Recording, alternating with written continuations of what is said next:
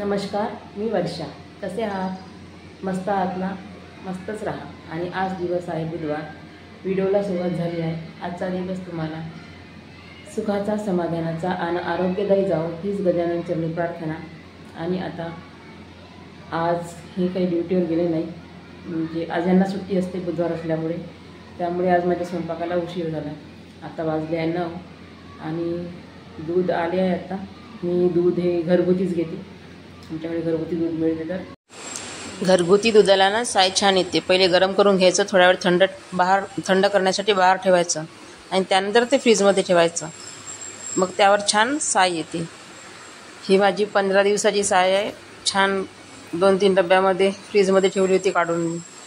तर त्याच्यात लोणी काढणार आहे आणि आता बनवणार आहे अळूवडी. त्यासाठी घरी धोपा आहे माझ्या, तर तो तोडून घेतला आणि आता याची वडी बनवणार आहे.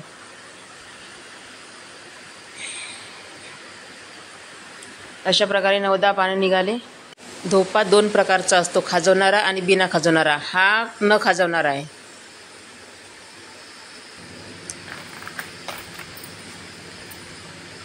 आणि हा जो आहे हा माझ्या सासूबाईने आणला. पांढरा देठ आहे याचा. हा खाजवतो, गळा कटकट करतो आणि हा नाही करत. अशा प्रकारे पानं छान स्वच्छ धुवून घ्यायचे आणि एका बाउलमध्ये बेसनचे 3 चम्मच पीठ घेतलं आहे आणि 1 चम्मच तांदळाचं पीठ घेतलं आहे मी. आणि नंतर त्यासाठी मिक्सरच्या भांड्यामध्ये लसणच्या पाकळ्या, मिरची, सांबार, गोडनिंबाचा पाला, जिरं याची पेस्ट तयार करून घेणार आहे. आणि ती पेस्ट तयार करून नंतर मग ती यामध्ये टाकणार आहे मी.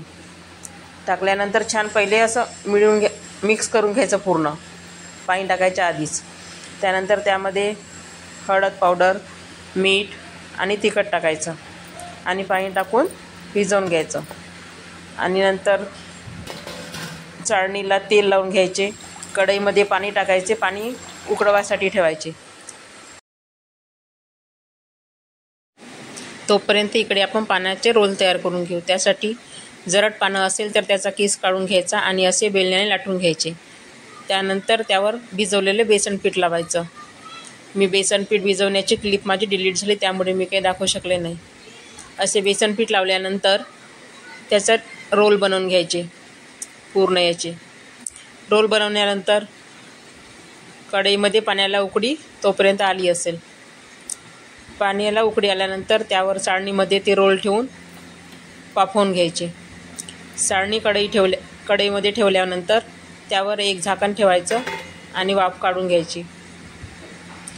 अशा प्रकारे वाफ काढून घेतल्यानंतर हे रोल असे शिजतात आणि त्याच्या सुरीने वड्या पाडून घ्यायच्या.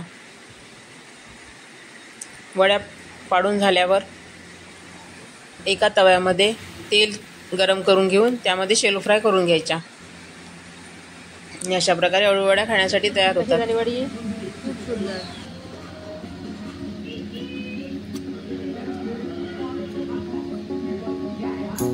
अशा प्रकारे मी अळूवडी बनवते. आणि आता अळूवडी खाऊन झाली सगळ्यांची, त्यामुळे काही कोणाला फारशी भूक नाही. आता मी साधा वरण भात मांडलाय आणि शेवग्याच्या शेंगाची आमटी करून घेणार आहे.